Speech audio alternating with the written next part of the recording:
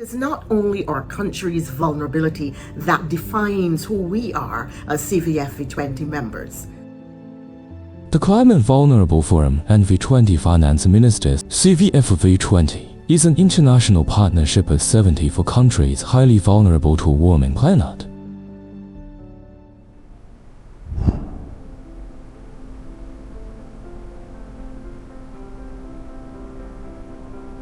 For Pakistan, climate change is not only an environmental crisis, but it is a development crisis also.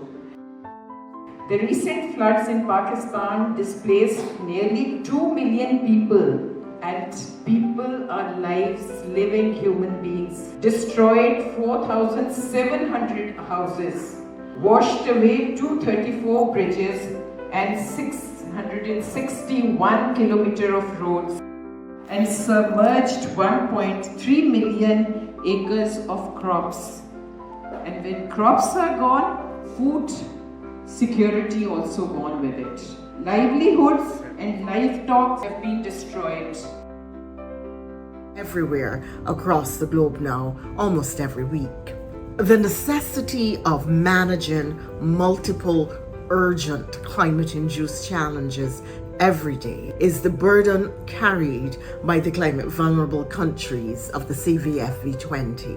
The citizens and governments of our countries have been made to disproportionately absorb the tremendous pain and suffering and financial burden imposed by the climate crisis.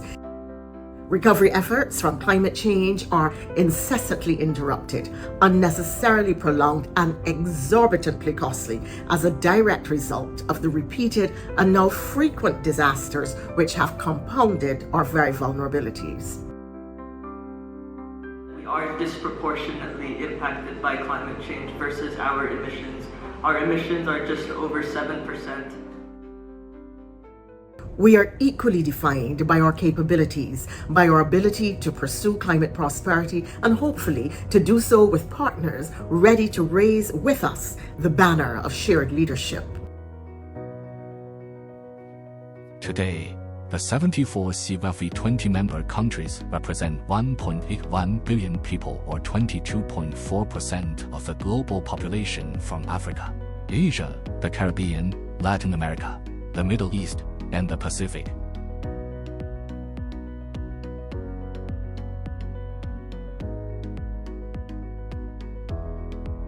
The CVF itself could be that platform because collectively the energy demand is huge. We have a shortage of 680 million people without proper energy access.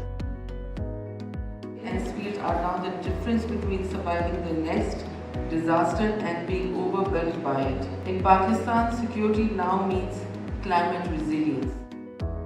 All across the world, Africa actually has about 40%, almost half, of the renewable energy potential globally.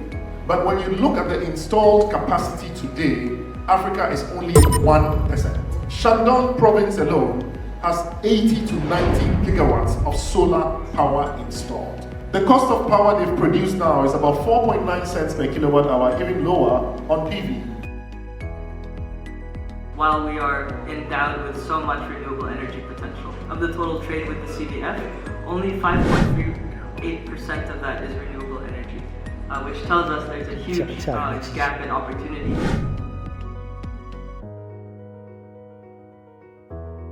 We face significant gaps in access to technology. In the last 15 years, China has emerged as a global leader in green industrial development. China shows the world every day that there is technology available, and we just need to seize the opportunity and figure the business models to make this work.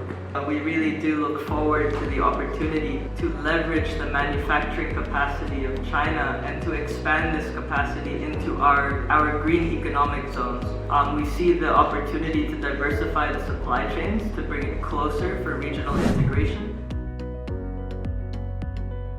For China's shared leadership, we really hope that this should be driven by green industrial corporations. China's development trajectory demonstrate how climate partnership can be different from the West. In achievements, in poverty alleviation, education, digital health, technology, all these things offer models that Pakistan can partner into. The Chinese brothers have always been kind. The China has gone out to help the world without any political gains, without any demands.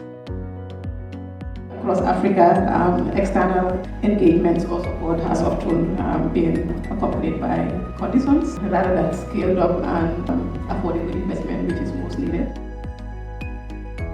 We look over towards China because China is leading the world.